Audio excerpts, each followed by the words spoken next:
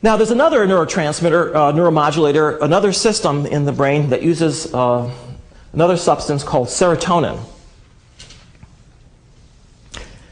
And serotonin is another one of these ancient neuromodulatory systems, but the function of serotonin is really a mystery. We just don't yet know as much about it as we know about dopamine, for example. But we have a pretty good guess, and I'm going to tell you what that guess is. But first, let me give you a little bit of background on serotonin. So, measurements have been made on monkey brains to see the level of serotonin activity and try to correlate it with behavior. And here's what they've discovered. These are in vervet monkeys up at UCLA. First of all, the vervet monkeys have a pecking order. There's an alpha male, and then there's a subordinate male, and then that goes all the way down to the most junior member of the troop, monkey troop. So, first of all, if you measure the baseline level of serotonin activity, you discover that the alpha male has the highest serotonin activity, and the guy at the very bottom of the pecking order has the lowest. And their behaviors are very different. Now, you might think that the alpha male fights a lot, right? Because he's the tough one. Not so. Turns out the alpha male rarely fights. He only fights when it's really important. He has his lieutenants fight. He uses social interactions to be able to preserve his position in his society. So here's an experiment that was done. What you do is you take the male away, out of the alpha male away from the troop, so that he's no longer there. And now what you do is you give a drug to one of the other males somewhere toward the bottom to raise their serotonin levels, right? So that it goes up. What do you think happens? Well, a couple weeks, takes a while. After a couple weeks, their status goes up.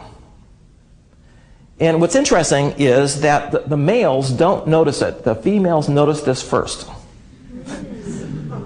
Females immediately pick up there's something different about this guy, right? Maybe he's gentler, or maybe he's more trustworthy, or whatever it is. Maybe he brings them food.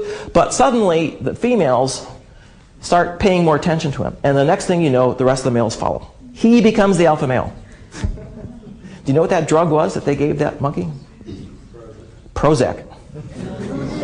Prozac is a serotonin reuptake inhibitor. So the serotonin is squirted out by the neurons, and then it's taken back up. But if you block that reuptake, it increases the concentration and the activity, that impact that serotonin has. And that's what they did. They were able to manipulate the social behaviors of the monkeys by simply changing the balance of serotonin.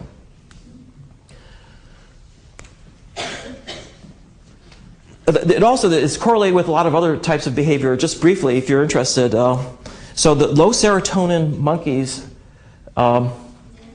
take risks. For example, they leap between branches.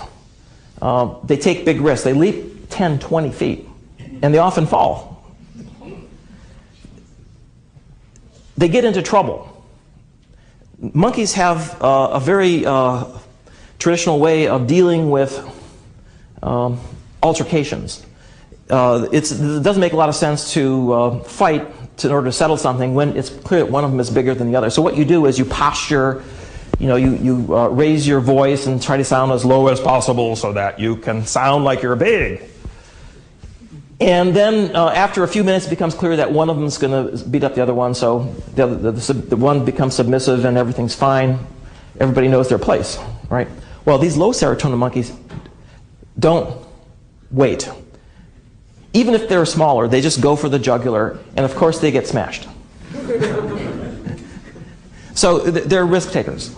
So it's an interesting, the whole set of behaviors is different.